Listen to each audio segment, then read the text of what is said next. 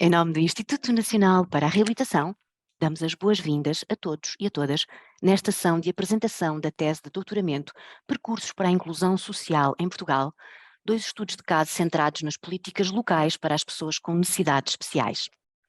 Daremos início a esta sessão dando a palavra ao nosso convidado, Domingos Rasteiro. De seguida, daremos também espaço para as questões que a nossa audiência queira colocar e encerraremos a nossa sessão com a intervenção de Humberto Santos, Presidente do Conselho Diretivo do Instituto Nacional para a Reabilitação. Passo a apresentar, o mais brevemente possível, o nosso convidado. É diplomado em Educação de Infância pelo Instituto Piaget, é licenciado em Educação Especial pelo Instituto Politécnico de Lisboa, Escola Superior de Educação de Lisboa, é mestre em Educação Especial pela Universidade Técnica de Lisboa, Faculdade de Motricidade Humana, e doutor em Ciências da Educação pela Universidade de Extremadura, em Espanha, onde desenvolveu trabalho de investigação sobre a temática das cidades e as pessoas com deficiência, estudo realizado a partir das cidades portuguesas que faziam à data parte da rede nacional da Associação Internacional das Cidades Educadoras. Defendeu provas públicas em 15 de setembro de 2017, a tese que hoje aqui apresentaremos. Trabalhou 10 anos numa instituição de reabilitação e educação de crianças e jovens com deficiência, CERCI, exercendo funções docentes e de direção.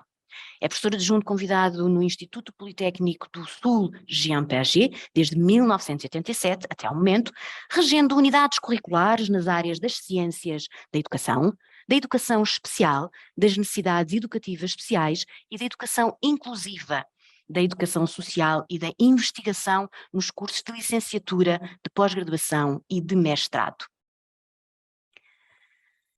Coordenador científico da pós-graduação de Educação Especial no domínio cognitivo e motor desde 2018 até ao presente. Colaborou ainda como docente convidado na Escola Superior de Educação de Setúbal e de Castelo Branco, como docente de necessidades educativas especiais. Técnico superior da Administração Pública Local há 29 anos no município de Almada. Iniciou o seu trabalho em 1993, colaborando na estruturação das atividades e ações dirigidas às instituições e às pessoas com deficiência. Dirigiu os serviços municipais nas áreas da educação, da cultura, do desporto, da animação sociocultural, do turismo e do desenvolvimento social, exercendo funções de diretor de departamento e de diretor municipal do desenvolvimento social. Atualmente, exerce funções de técnico superior no Departamento de Economia e Desenvolvimento Local, colaborando na organização e gestão de projetos com recurso a fundos comunitários. Colabora na dinamização do grupo de trabalho da Rede Portuguesa das Cidades Educadoras, Cidades Inclusivas. E passo já a palavra a Domingos Rasteiro. Muito obrigado por esta apresentação tão simpática que tiveram a oportunidade de fazer. A minha primeira palavra é uma palavra de agradecimento ao Instituto Nacional de Reabilitação, na pessoa do seu presidente, Dr. Humberto Santos, agradecendo aqui a sua presença e também a oportunidade que tivemos de fazer a apresentação deste trabalho a propósito dos 5 anos das provas públicas que apresentei em setembro, em 15 de setembro, portanto, estamos a fazer 5 anos deste trabalho ter sido apresentado publicamente. Queria agradecer também todo o empenho, todo o entusiasmo que a equipa técnica do Instituto Nacional de Reabilitação tem tido para podermos chegar até aqui, nesta sessão, toda a equipa que trabalha com a doutora Fátima Alves. Queria agradecer a toda a equipa da biblioteca, queria agradecer à doutora Helena Coelho, à doutora Sofia Figueiredo, que está hoje aqui a fazer a nossa tradução para a língua gestual portuguesa. Portanto, como se costuma dizer, nada se faz sozinho e só o empenho de todo este grupo tornou possível este momento. O Instituto Nacional de Reabilitação tem levado a efeito a apresentação destes trabalhos científicos a partir da atividade da sua biblioteca, cumprindo assim uma missão pública, um serviço público que vem desenvolvendo há mais de 40 anos, que o país reconhece e que nós todos devemos reconhecer pela importância que tem na definição de políticas, no acompanhamento de projetos, no fundo trazer para a ordem pública a temática da inclusão das pessoas com deficiência. Muito obrigado a todos.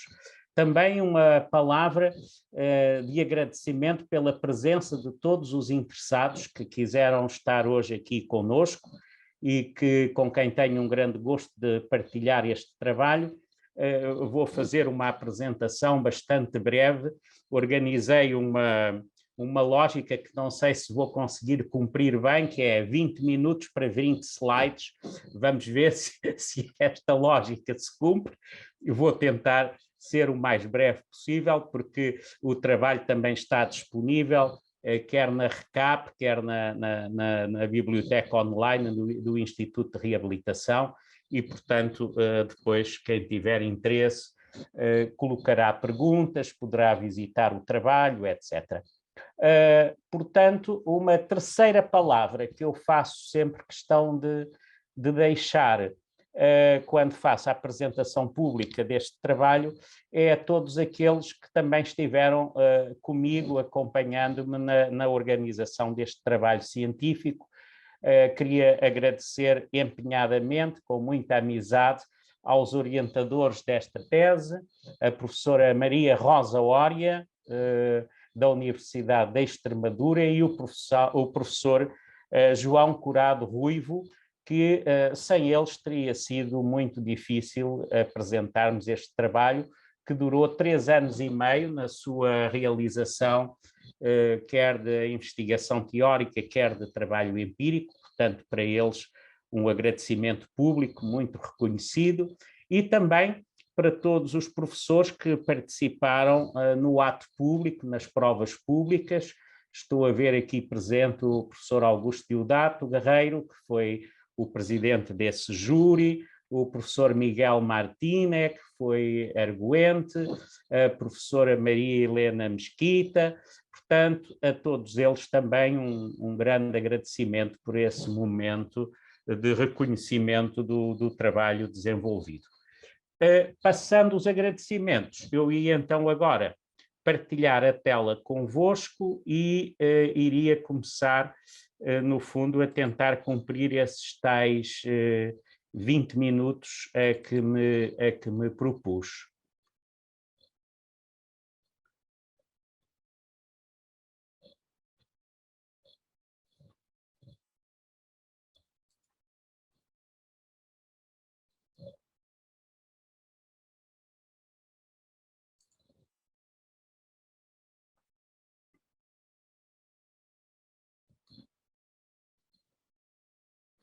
Penso que agora estaremos já a ver os slides. Muito obrigado.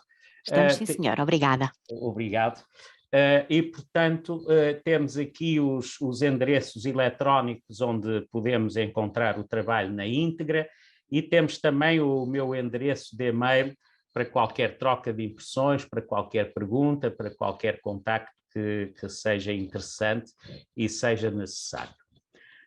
Como puderam ver pela apresentação, apresentação simpática do meu currículo, eu já levo uma vida profissional longa, de cerca de 40 anos, e sempre me dediquei, quer na vertente do trabalho público, no município de Almada, mas também na vertente do meu trabalho como professor e formador, às temáticas da pessoa com deficiência. Este trabalho de investigação procura conciliar essas duas preocupações: a preocupação com a gestão das cidades e a preocupação com as pessoas com deficiência, neste caso nas cidades. E foi daqui que resultou, no fundo, este trabalho de percursos para a inclusão social, 2 estudos de caso, porque, no fundo, o que nós procuramos foi, depois de um questionário mais desenvolvido, selecionar 2 cidades onde se considerava estarem a haver boas práticas de inclusão para as pessoas com deficiência. Portanto, esta tese, este trabalho de investigação, responde um bocadinho a essas preocupações, que, no fundo, são preocupações de uma vida de 40 anos a trabalhar sobre estas temáticas. Nós tivemos, então, que construir a problemática deste trabalho, que girou à volta de três grandes temas. Por um lado, a marginalização que estas pessoas com deficiência encontram nas cidades e, por outro lado, que impacto é que as mudanças sociais têm tido para que essa marginalização tenha menos impacto, tenha menos importância na vida das pessoas. No fundo, esse foi um polo importante da nossa problemática. Por outro lado, quando nós dizemos que, então, queremos melhorar a vida destas pessoas nas cidades, vamos parar ao segundo eixo ou ao segundo tema da problemática, que é o potencial inclusivo das cidades, ou seja, qual é a capacidade que as cidades têm de se transformar no sentido de serem lugares mais acolhedores, mais amigáveis, mais ecológicos para as pessoas que têm, digamos, alguma diversidade funcional. Essa foi um segundo eixo de preocupações. E um terceiro eixo, não menos importante, é a função que os processos educativos podem ter nesses processos de mudança nas cidades. Portanto, a educação como uma estratégia de mudança, a educação como uma estratégia de sociabilização e de envolvimento das comunidades na resolução dos seus próprios problemas. Dado que nos parece que o problema que estas pessoas enfrentam nas cidades não é apenas um problema da pessoa com deficiência, é um problema de todos nós como sociedade que não conseguimos, então, dar oportunidade a todos para acederem aos bens coletivos que a cidade implica e que a cidade encerra. Portanto, a nossa problemática esteve à volta, no fundo, destes três eixos que nós procuramos condensar numa pergunta de partida, que foi o motor e o guia de todo o trabalho da investigação, que era como se promovem nas cidades políticas inclusivas que fomentem a equidade de acesso aos recursos, às oportunidades educativas, culturais, sociais, para os cidadãos com necessidades especiais. Claro que, como qualquer trabalho desta natureza, teve que ter uma amarração teórica, teve que ter fundamentos teóricos que suportassem, no fundo,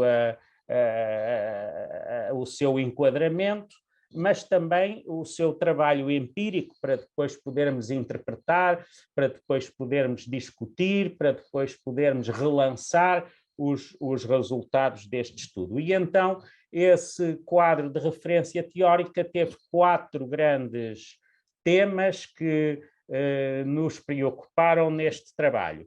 A marginalização destas pessoas ao longo dos processos sociais e o impacto que essa marginalização, que é uma constante histórica, tem também nas cidades e na vida das cidades. Depois, o tema dos processos de exclusão e dos processos de inclusão. Qual é o impacto que estes processos podem ter na vida das pessoas, na vida das sociedades e também, evidentemente, como é que eles se manifestam no território dos aglomerados urbanos. O que é que as cidades estão a fazer, ou o que é que as cidades podem fazer, ou o que é que as cidades fazem para serem mais inclusivas. Fomos buscar este conceito de cidades inclusivas às Nações Unidas, que tem desde os anos 90 do século passado um programa que se chama ONU Habitat, que vai na sua 3ª edição, é um programa das Nações Unidas que tem sede em Nairobi, em África, e que se dedica a estudar, a pensar, a refletir e a transformar as cidades para que elas sejam espaços de maior igualdade e de maior equidade. Portanto, fomos também estudar isso, mas agora em cima da problemática da deficiência. E, finalmente, se nós queremos alcançar um processo de mudança, então o potencial educativo das cidades, e aí fomos amarrar o estudo a todo o construto teórico e prático que se têm desenvolvido a partir da cidade educadora, que é o movimento que vai ter lugar nos anos 90 na cidade de Barcelona, que levou à constituição de uma Associação Internacional de Cidades, de que fazem hoje parte mais de 600 cidades, em todos os continentes, e que, no fundo, procuram fazer da educação uma estratégia de desenvolvimento e uma estratégia de democratização da vida das cidades, de participação dos cidadãos na vida das cidades. Portanto, foi à volta deste quadro que nós trabalhámos e organizámos o trabalho no que diz respeito aos seus fundamentos teóricos.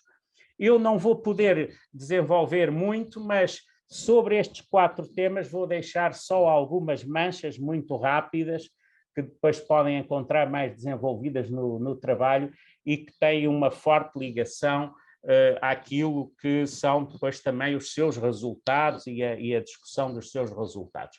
No que diz respeito às perspectivas históricas da marginalização, nós encontramos na literatura basicamente 2 grandes correntes teóricas sobre esta dimensão. Uma corrente mais evolutiva, que é, de certo modo, mais otimista e que diz que as sociedades começaram por aliar, recusar as questões da deficiência e hoje chegaram a níveis de maior socialização, de maior participação, etc. E outra corrente mais pessimista, digamos assim, mais existencialista, que no fundo vai dizer que, independentemente da evolução do lugar social da pessoa com deficiência, nós ainda no presente encontramos muitas marcas de uma lógica assistencial, de uma lógica de recurso, de alinhamento, de dificuldades de integração, etc. Portanto, no fundo, daqui retiramos a ideia de que também as cidades podem colaborar, também as cidades podem dar o seu contributo para que esta evolução seja efetiva, porque sabemos que o avanço das ciências tem contribuído muito para isso, o avanço da saúde, o avanço na luta pelos direitos sociais das pessoas com deficiência, numa expressão muito feliz do sociólogo Stephen Storer, que falou da rebelião das diferenças. Quer dizer que as sociedades cada vez estão mais sensíveis ao problema da diferença, ao problema da diversidade, ao problema da igualdade de oportunidades para todos. E, portanto, o quadro histórico, de certa maneira, vem corroborar isso, e nós pensamos que, a partir da vida nas cidades, que tem hoje um grande peso na vida de toda a humanidade, isso pode ser acelerado e isso pode ser concretizado também a partir dessa dimensão. Quanto às questões da inclusão e da exclusão, nós, no estudo teórico que desenvolvemos, conseguimos tirar 2 ou 3 ideias que são fundamentais e que são axiais para este estudo. É que a exclusão social é um fenómeno de tal maneira estrutural, de tal maneira profundo, como diz um sociólogo francês, Clavet, que, aliás, foi vereador também do município de Lyon e não só estudou este processo, como viveu cotidianamente os processos de exclusão. No fundo, a exclusão põe fora dos circuitos sociais as pessoas que são vítimas deste processo. E isto tem implicações em todos os domínios da vida, mas como chama a atenção também Boaventura de Sousa Santos, não é só nos domínios materiais da vida. A exclusão vai ter fortes efeitos naquilo que é a vida coletiva, naquilo que é a vida em democracia e naquilo que é a dignidade da pessoa humana. Clavet chama mesmo a atenção que muitas vezes, quando se entra em processos de exclusão, dificilmente se sai deles. Portanto, nós, na área da deficiência, temos uma dupla ou tripla preocupação, porque as pessoas com deficiência são vítimas de processos de exclusão duplos e triplos, quer dizer, por várias razões, fenómenos de múltiplas exclusões. Como chama a atenção este estudioso catalão, Joan Subirats. E a exclusão tem uma outra dimensão importante, é que ela é global. Quando a pessoa está excluída dos aspectos económicos, também está excluída do trabalho, também está excluída da participação social, também está excluída das relações com as pessoas e com a família, também está excluída da habitação, etc. Portanto, significa que, se eu quero trabalhar para contrariar estes processos, eu tenho que ter uma visão global da abordagem aos processos de inclusão e de exclusão e, portanto, isso implica uma atenção de políticas públicas muito articuladas e muito integradas.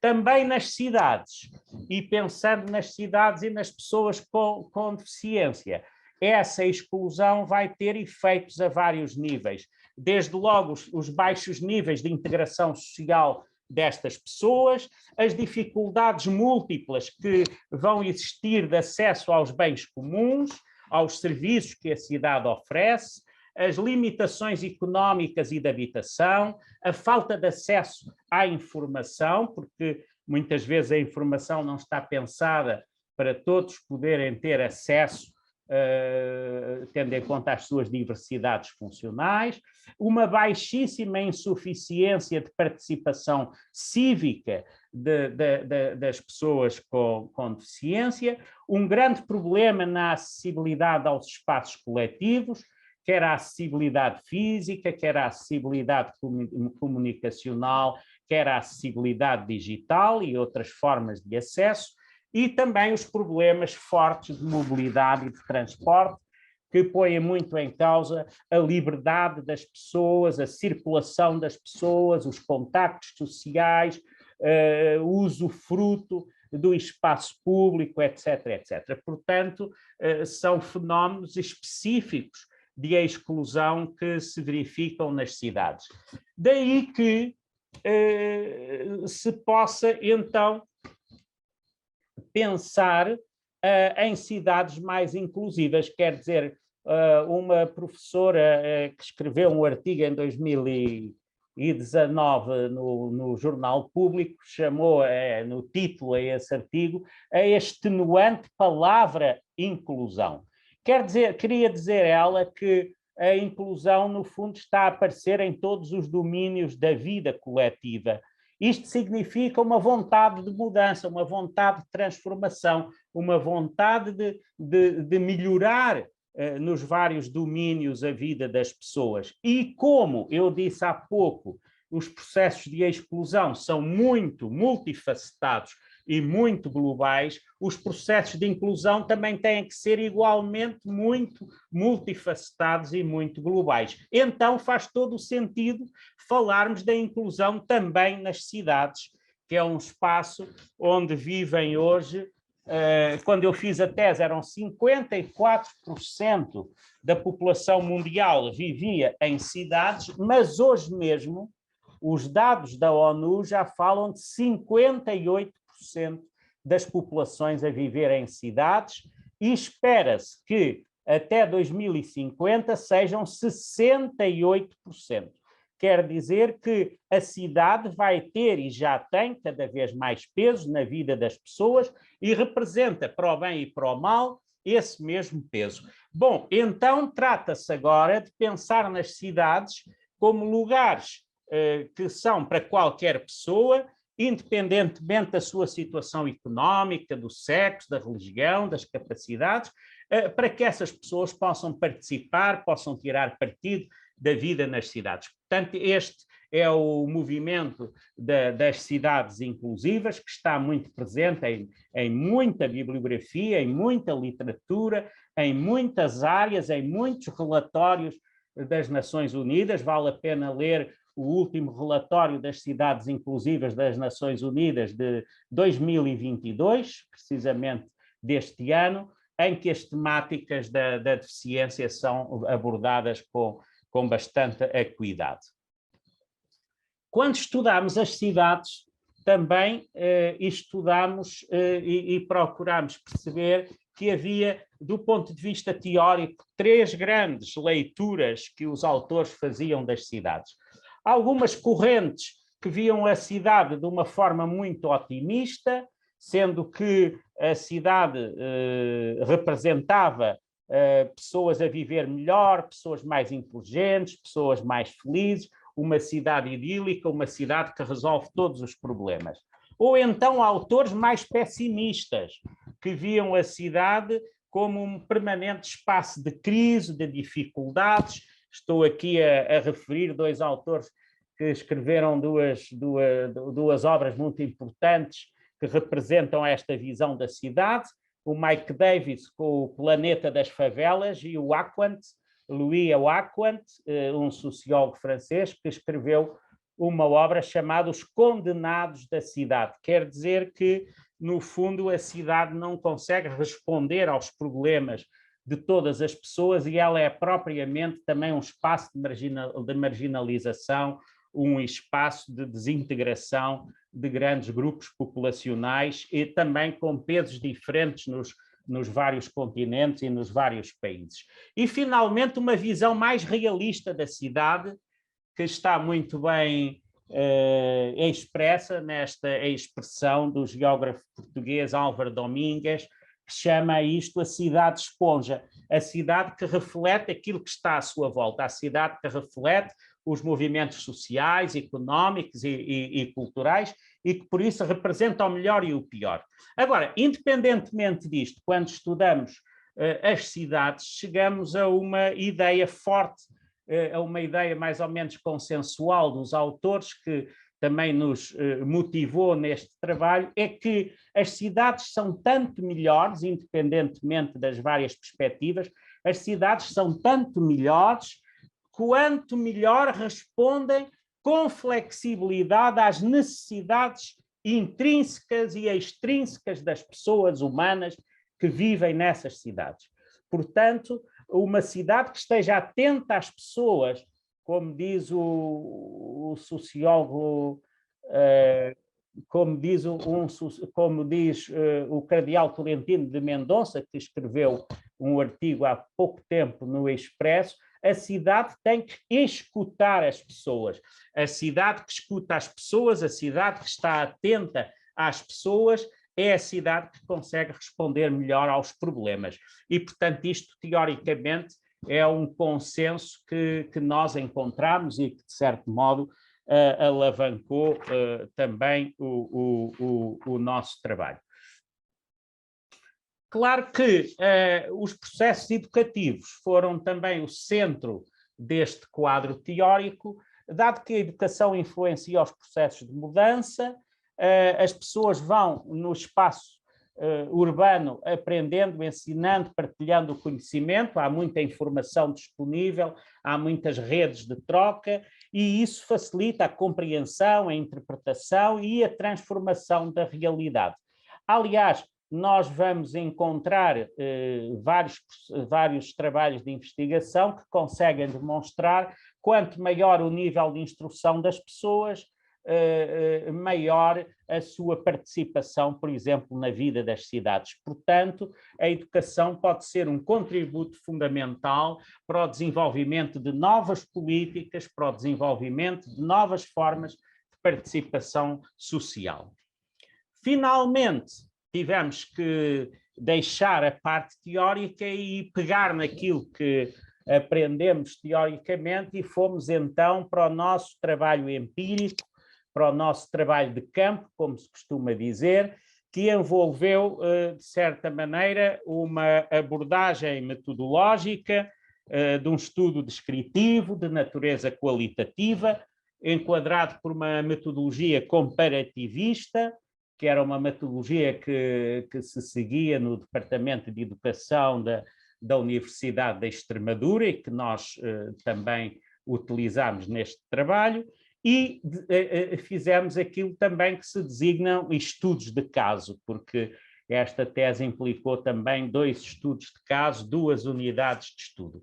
Então, como é que nós nos organizamos? Primeiro, a partir da tal literatura estudada, fomos montar um questionário, um inquérito por questionário, que era um questionário muito vasto e que serve como um checklist quando nós queremos analisar se uma cidade é mais ou menos amigável para as pessoas com deficiência, deve respeitar um conjunto de premissas que estão nesse questionário. E fomos administrar esse questionário a 57 cidades portuguesas que naquela altura de 2017 faziam parte da rede portuguesa das cidades educadoras. Isto porque, quando essas cidades aderem a essa rede, subscrevem uma carta, é uma carta internacional das cidades educadoras, em que alguns dos 20 princípios dessa carta versam e especialmente sobre compromissos que a cidade vai tomar para adaptar, para trabalhar mais os domínios da cidade para as pessoas com deficiência. Então, são cidades que estavam já mais, digamos, sensíveis a este problema. Dessas 57 cidades, tivemos a sorte de 31 delas responderem a este questionário, que era um questionário de difícil resposta, por levar um bocadinho de tempo, mas tivemos 54% de respostas a esse questionário. Dessas 31 cidades, nós fomos escolher 4 que poderiam ser cidades possíveis para os estudos etnográficos, para os estudos de caso. Dessas 4 cidades, aplicando um conjunto de critérios que agora não tenho tempo de explicar, nós fomos selecionar 2 para fazer um trabalho mais etnográfico, mais aproximado, mais de aproximação. Nessas 2 cidades, fomos para lá, fomos entrevistar, fomos ler documentos, fomos observar e fizemos 2 estudos de caso, porque estas 2 cidades das 4 eram aquelas que no questionário tinham revelado maior potencial inclusivo. Quer dizer, daqueles 77 itens, eram as que tinham mais itens favoráveis à vida das pessoas com deficiência. Essas 2 foram consideradas boas práticas e então aí fomos fazer entrevistas às pessoas com deficiência, aos vereadores, aos presidentes de Câmara, aos técnicos municipais, etc. Portanto, procurando fazer o quê? Procurar perceber porque é que estas 2 cidades conseguiam ir mais longe como cidades inclusivas. E, portanto, no fundo, foi muito importante esse trabalho para compreendermos melhor o que estava por trás desse sucesso dessas cidades. Claro que é preciso dizer que isto foi um estudo de percepções. Um questionário é um instrumento para estudar percepções, é o que as pessoas pensam. Nós não fomos observar exatamente item a item se aquilo que as pessoas disseram era mesmo o que se passava, mas acreditámos que era uma percepção rigorosa do que as pessoas nos estavam a dizer, esses nossos interlocutores. Portanto, depois vou agora passar aqui algum tópico rápido sobre os resultados principais. Isto depois, só para terem a ideia, resultou em 50 gráficos, não há qualquer condição de falar nisso, tudo, mas vou deixar só 2 ou 3 notas importantes. A primeira parte do questionário tinha a ver, no fundo, com a atenção que era dada à exclusão, as áreas de maior preocupação dos municípios, os projetos para a coesão social, as parcerias, etc. Então, algumas conclusões interessantes.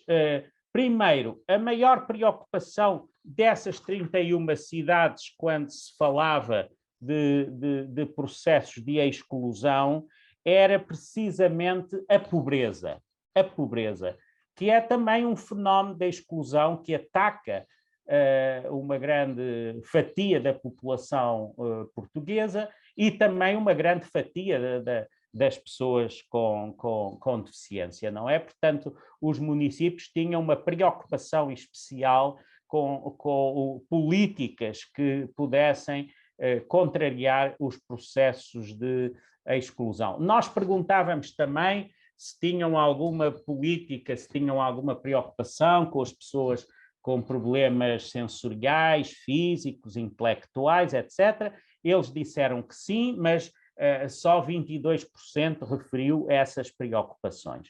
Quanto aos projetos que estavam em marcha e que procuravam, de certa maneira, contrariar isso, a maior dinâmica seriam os processos de educação inclusiva, o envolvimento dos municípios nisso e também o esforço que os municípios estavam a fazer para a inserção laboral das pessoas com deficiência e a sua interação com a comunidade, facilitarem a socialização dessas pessoas nos grupos sociais.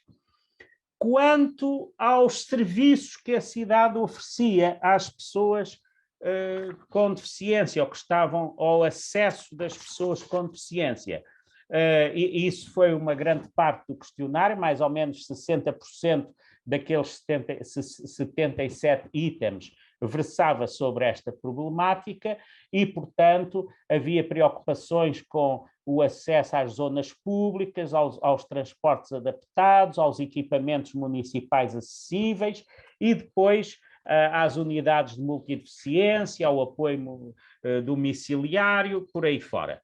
Portanto, os municípios estavam atentos e estavam, em grande parte, também a procurar que esses dispositivos ficassem acessíveis para todas as pessoas.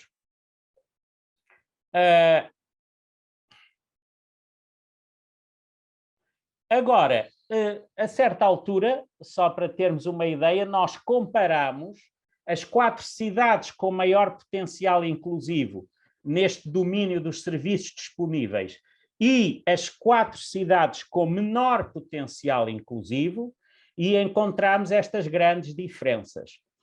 Ou seja, os serviços, o acesso aos serviços tem um grande peso nos processos inclusivos nas cidades. Daqui também percebemos que estas cidades que tinham mais dificuldade de disponibilizar estes serviços eram também cidades em que os aglomerados urbanos eram mais pequenos e eram também cidades que estão mais isoladas do ponto de vista geográfico. Portanto, isso tinha um certo peso nas dificuldades que eles apresentavam. Quando perguntávamos... É mais de 2 minutos, está bem? Estou mesmo a acabar, acabar. Muito obrigada. Quando perguntavam porquê é que não se conseguia ir mais longe, a primeira questão que vinha ao de cima, como se pode calcular, eram as dificuldades financeiras que os municípios apresentavam e a sua percepção sobre o nível de inclusão das suas cidades. Então, diziam que eram moderadamente inclusivas, ou seja, também tinham consciência que ainda havia um caminho grande para andar. Então, agora aqui, e quase para terminar, temos este quadro que, de certa maneira, representa o ranking, a lista ordenada das cidades mais e menos inclusiva. Aqui esta risca verde significa as cidades que conseguiram ir até 50% dos tais itens e as que conseguiram ultrapassar, que são as que a linha azul está para este lado, não é?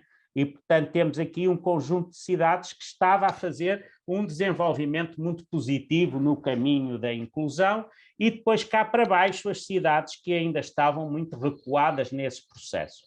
Quais eram as áreas de maior dificuldade que eram apresentadas? Desde logo, a habitação, a seguir a acessibilidade, dificuldades no que diz respeito às acessibilidades urbanas, a dificuldade de participação social das pessoas com deficiência, as parcerias que eram necessárias estabelecer, o acesso aos edifícios, o trabalho, etc. Portanto, aqui assim a linha azul representa mais pequenina áreas em que se estava a caminhar com mais lentidão e cá em baixo a linha azul maior áreas em que se estava a conseguir ir mais depressa, como o convívio social, a educação, os serviços sociais, etc, etc. Mesmo para terminar, conclusões rápidas. O que é que distinguia as cidades que conseguiam fazer melhor pelas pessoas com deficiência? Primeiro, eram cidades que punham à cabeça as preocupações com os problemas sensoriais, físicos, mentais, etc. Tinham isso como uma preocupação importante. Eram as cidades que faziam uma forte força para que os meios da cidade estivessem ao dispor de todas as pessoas, que valorizavam o convívio social e a socialização, que conseguiam ajustar os recursos financeiros às opções políticas, ou seja, que conseguiam, de certo modo, transformar em realidade os desejos que tinham de que a sua cidade fosse mais inclusiva para as pessoas com deficiência. Houve mesmo numa entrevista uma senhora vereadora que disse: quando eu não tenho dinheiro para fazer as rampas e para fazer outras coisas dessa natureza, eu vou buscar dinheiro a outros lados da Câmara, a outros serviços, a outras áreas. Entendimento amplo das competências do município. Mais do que o que está na lei que os municípios devem fazer, estes municípios que tinham maiores níveis de inclusão conseguiam ter uma amplitude maior da sua intervenção, quer dizer, iam para além do que está na legislação e das suas competências.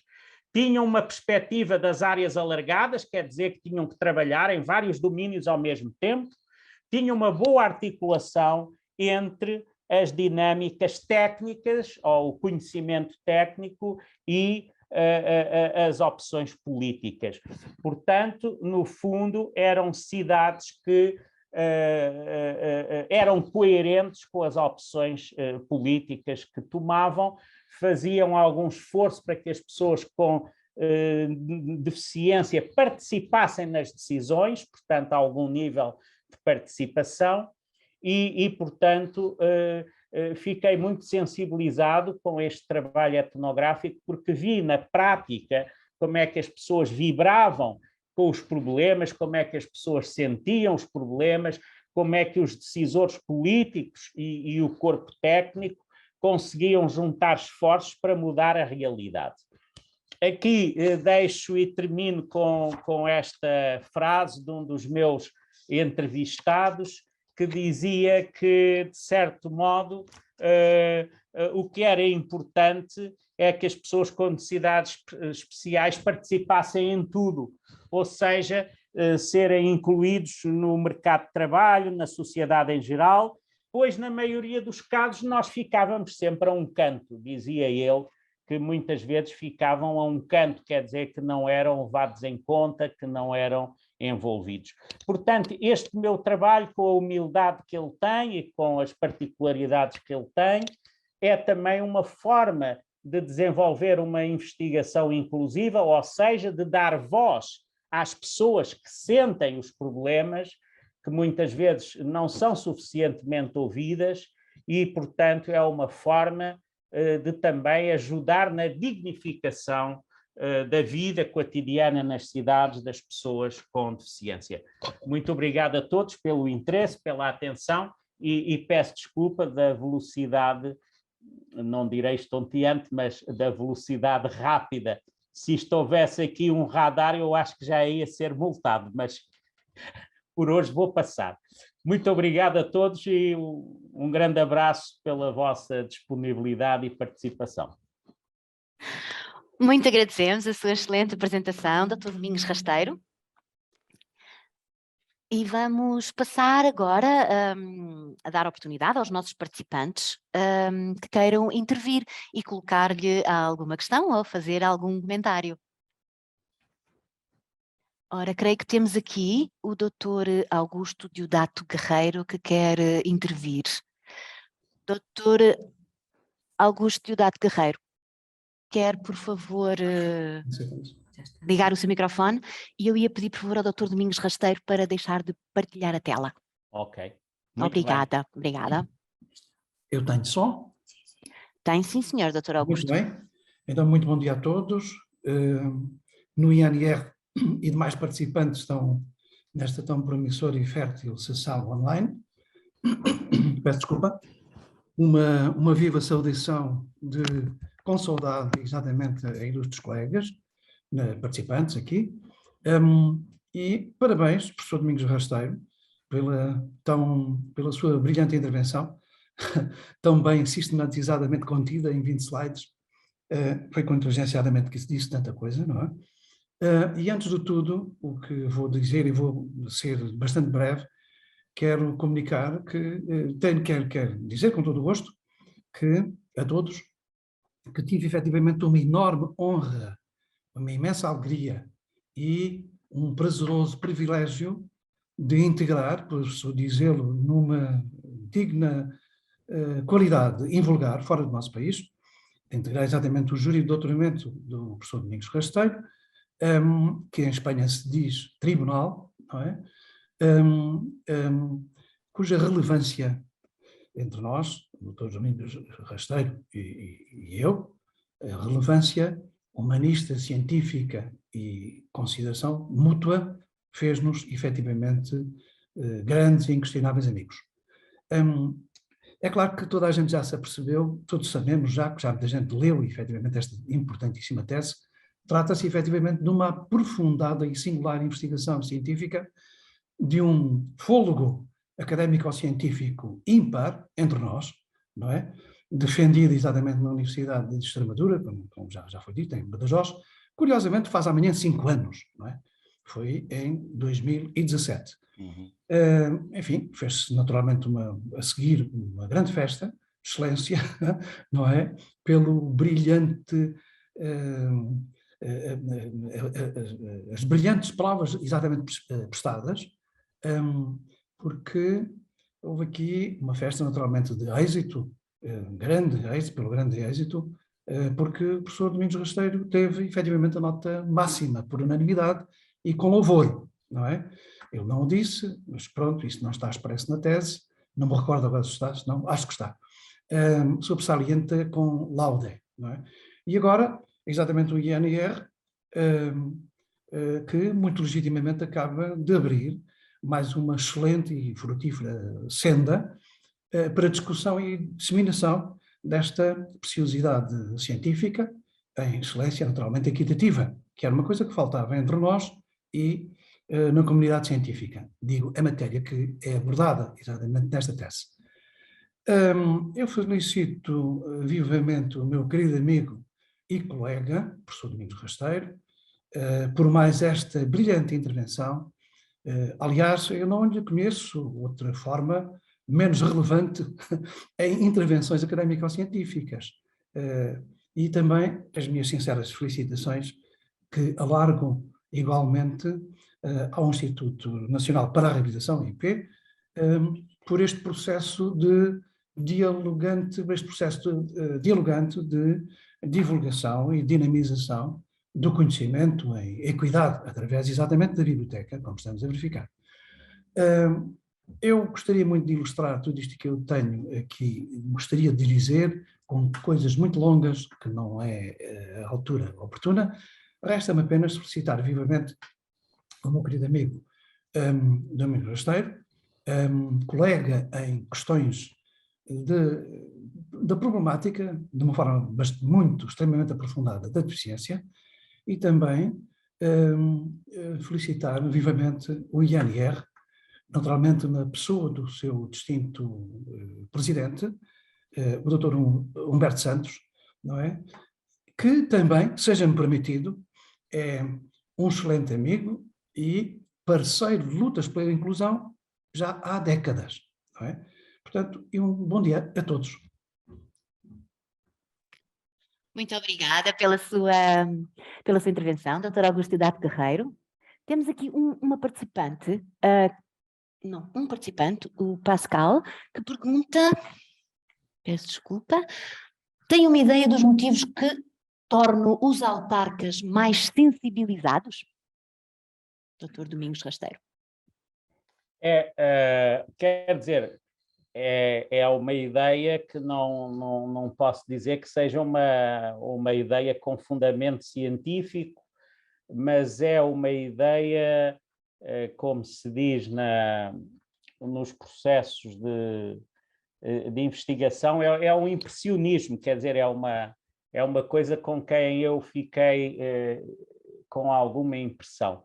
Por exemplo, nestas duas cidades que eu estudei como estudos de caso, havia várias pessoas, quer no corpo técnico, quer na área do executivo político, que tinham algum contacto, ou tiveram algum contacto, ou mesmo alguma história de vida relacionada com processos de exclusão, que podiam não ser apenas com pessoas com deficiência, mas, por exemplo, uma vereadora que foi importante para este estudo, pelas opiniões que deu, pelo trabalho que desenvolveu.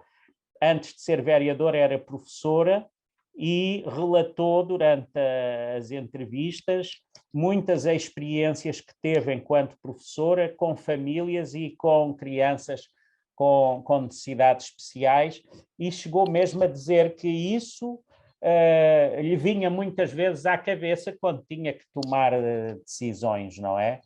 Portanto, eu acho que haverá razões que precisávamos de aprofundar mais, mas haverá razões que tornam isso evidente. Outra razão, para além dessa dimensão mais pessoal, é o nível de visibilidade que as pessoas com deficiência têm nas comunidades. Quer dizer que, se essas pessoas estiverem próximas, se tiverem espaço de participação política, se tiverem espaço de participação cívica, se houver organizações que as representem, se essas organizações tiverem um espaço social de intervenção, isso terá efeitos, também observei isso nos estudos de caso, isso terá efeitos para a definição das políticas. Estou-me a lembrar de uma das cidades que estudei, que o vereador da área da mobilidade, que estavam a fazer uma transformação da cidade,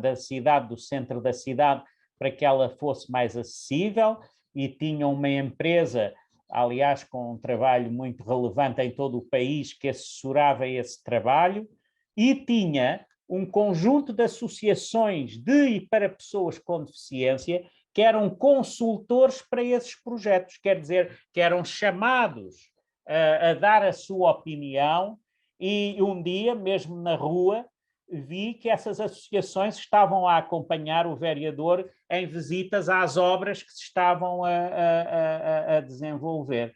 Portanto, estes processos são processos sociais complexos, mas quanto maior for o nível de participação, de visibilidade, de intervenção das pessoas que sofrem os problemas, mais sensibilidade haverá para as decisões. Estou-me a lembrar, por exemplo, outra cidade que fazia as opções do o orçamento participativo envolvendo as organizações e as pessoas com deficiência, para que também uma parte dos recursos fosse, digamos, alocada a transformações que tinham a ver com a qualidade de vida desse grupo populacional. Muito obrigada, Dr. Domingos Rasteiro. Eu vou agora passar a palavra ao Dr. Humberto Santos, Presidente do Conselho Diretivo do Instituto Nacional para a Reabilitação. Muito bom dia a todos e a todas.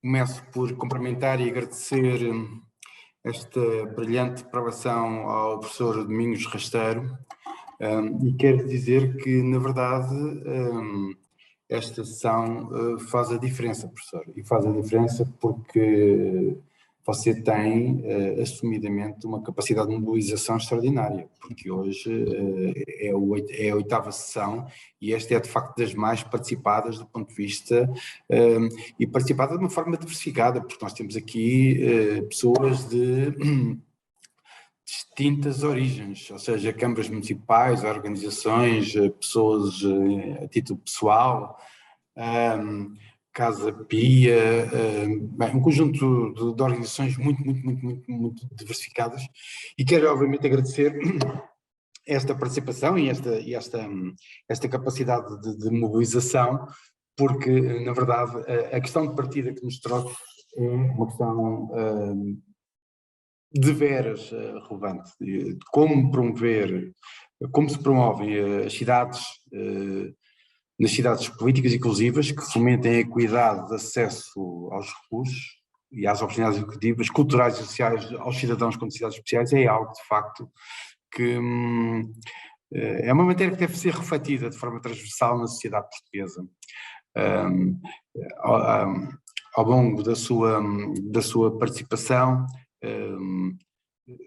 centrei-me numa expressão que referiu, que é de facto os efeitos da exclusão, e dizer-lhe que o efeito da exclusão é uma dimensão fundamental para o desenvolvimento humano e social de qualquer país e do nosso também. Portanto, muito do trabalho que nós devemos fazer enquanto responsáveis ou não, enquanto cidadãos apenas, mas a nossa participação deve ser no sentido de que temos muito em atenção qual é o efeito pernicioso que a exclusão das pessoas com deficiência, mas obviamente não é só das pessoas com deficiência, é da exclusão no seu todo, traz para qualquer sociedade que se quer assumir e que se assume como democrática, desenvolvida, e quanto isto pode ser imobilizador, na verdade, desse fenómeno de desenvolvimento humano e social.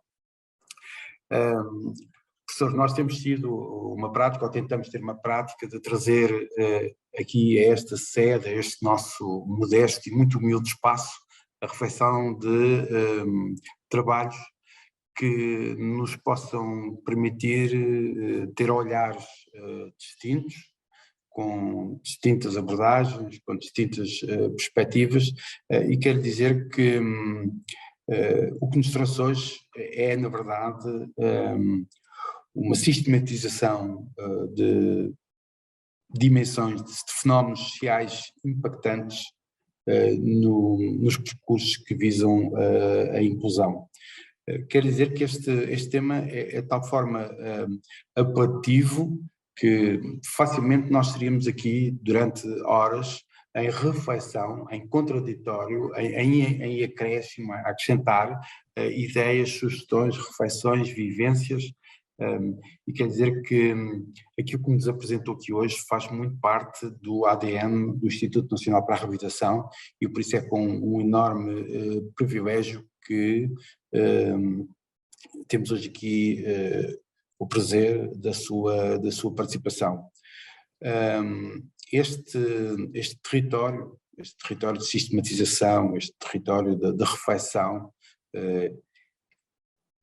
é de facto um território muito fértil, e quando nós temos oradores com a dimensão do professor Domingos Rasteiro, tudo isto se torna ainda muito mais impactante. Vou-lhe dizer que estas sessões duram em regra apenas e só 45 minutos, e eu onde chegamos aos nossos 45 minutos e tínhamos vontade que isto tivesse muitos 45 minutos para podermos estar aqui consigo durante muito mais tempo, apesar de ter feito a sua apresentação em alta velocidade, o qual peço desculpa por termos pressionado para que tal fosse assim, mas na verdade foi muito importante. Este será mais um dos momentos que nós não vamos esquecer, por certo, e quero depois aceitar o nosso convite para que, se noutra altura, num outro momento, entender aqui um outro trabalho, uma outra reflexão nos quer propor, por favor, tem os nossos contactos, tem os nossos interlocutores privilegiados, e por isso disponha, teremos todo o gosto em continuar a refletir consigo sobre esta dimensão que nos é decisivamente tão querida e que faz parte de facto do nosso âmago. Eu tenho aqui um problema com esta 8ª sessão, que é eu não vou conseguir utilizar o protocolo. E porquê? porque o professor Domingos Rasteiro trouxe-nos tanta gente aqui de repente que nós não conseguimos, de facto, eu não consigo ter a atenção que eu gostava relativamente a muitas das pessoas que estão aqui. Estão vereadores de câmara, estão presidentes de organizações, estão pessoas que já estiveram aqui a fazer apresentações anteriormente, e eu sei se fizesse esse trilho, isto não me ia correr bem, ia deixar alguém zangado comigo, e por isso eu não vou correr esse risco de deixar ninguém zangado. Vou reiterar o agradecimento ao professor Domingos Rasteiro por ter estado aqui connosco, com esta brilhante apresentação. Quero também agradecer às minhas colegas da biblioteca que prepararam toda, idealizaram e prepararam toda esta sessão, aos elementos de comunicação e eventos do INR que também possibilitaram, através das questões tecnológicas, desta voz-off inconfundível que é a de Helena Coelho, portanto, à equipa de comunicação e eventos agradecer também, à Sofia Figueiredo, que hoje está aqui, tanto quanto eu percebi, neste caso sozinha, a dar apoio a este evento enquanto intérprete, agradecer à Fátima Alves e, por fim, a todos vocês, sem exceção, e aqui que eu gostava de eventualmente conseguir particularizar, mas não corro esse risco. E quero agradecer a vossa presença, a vossa participação nesta estimulante preleção que, na verdade, quer quanto à forma, quer quanto ao conteúdo, nos deixou, certamente a todos nós, muito determinados, que temos enorme trabalho todos por fazer, e o que está por fazer não depende de ninguém em particular, mas de toda uma cidade em geral, independentemente onde cada um de nós se encontra, em que território da ação se encontra. A todos vocês, muito obrigado, até uma próxima oportunidade e muito bem. Muito obrigada pelas suas palavras, Dr. Humberto Santos.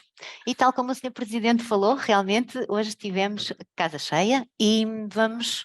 Se o Dr. Domingos Rasteiro então não se importa, vamos continuar aqui a ler algumas das perguntas e dos comentários que alguns dos participantes nos colocaram.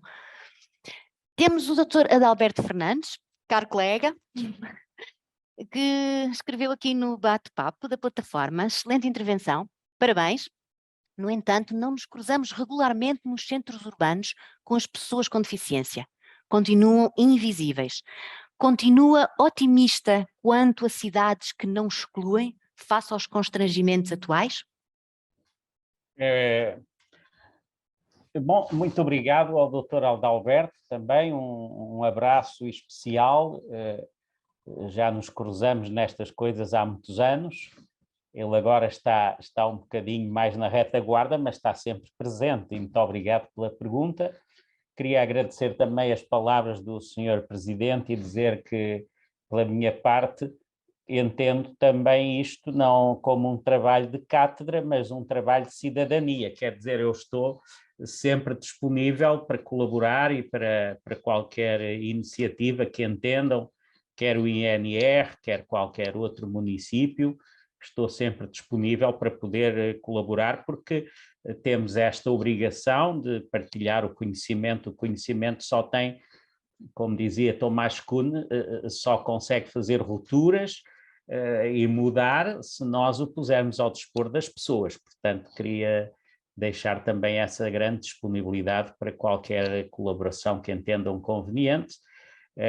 Uma palavra ao professor Deodato, que falou mais como amigo, não é? Porque aquelas lisonjas envergonham-me um bocadinho, mas é a amizade a falar. Muito obrigado também por essas palavras.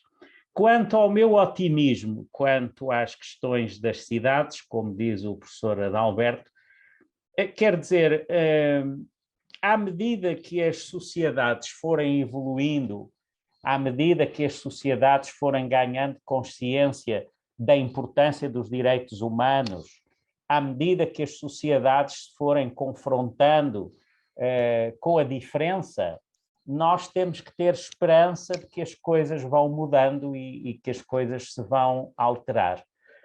Penso, no entanto, que as entidades públicas e as políticas públicas não só têm que chamar a atenção para isso, como também têm que ajudar nesse processo. Quando houve esta discussão pública do plano ou da Estratégia Nacional para a Inclusão, que o INR em boa hora lançou, e com o plano que está em marcha.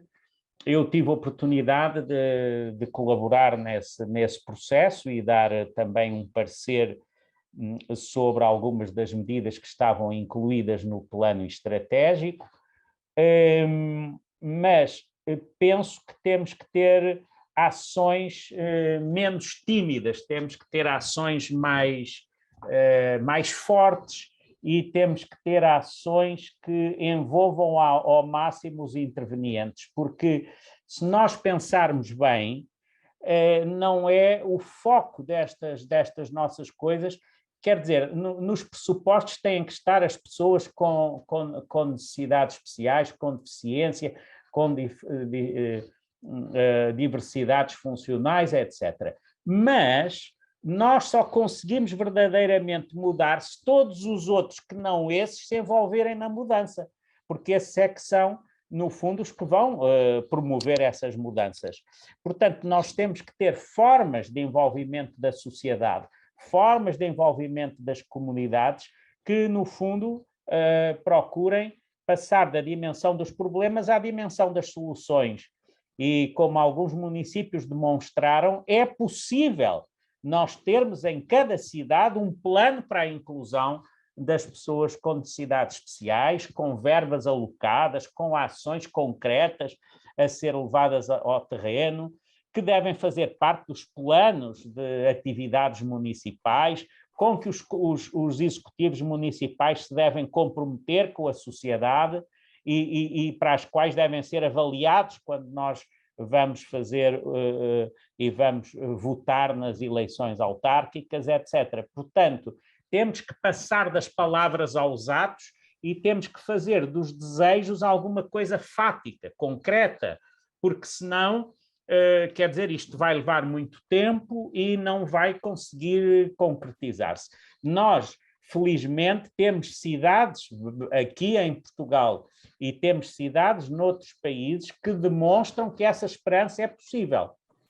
Ainda a semana passada se desenvolveu um congresso das cidades que estão, numa organização da mobilidade e da acessibilidade e demonstrou-se, por exemplo, os portugueses e internacionais, que isto é possível. Nós não estamos a falar de coisas etéreas, estamos a falar de coisas concretas que se fazem, no fundo, com trabalho. Portanto, doutora Adalberto, eu não perdi a esperança. Temos é que ser talvez mais assertivos nos processos de desenvolvimento e temos que ser mais exigentes com as pessoas que definem as políticas. Muito obrigada, Dr. Domingos Rasteiro. Eu quero dar voz agora ao participante Carlos Filipe, que já colocou a sua questão há algum tempo.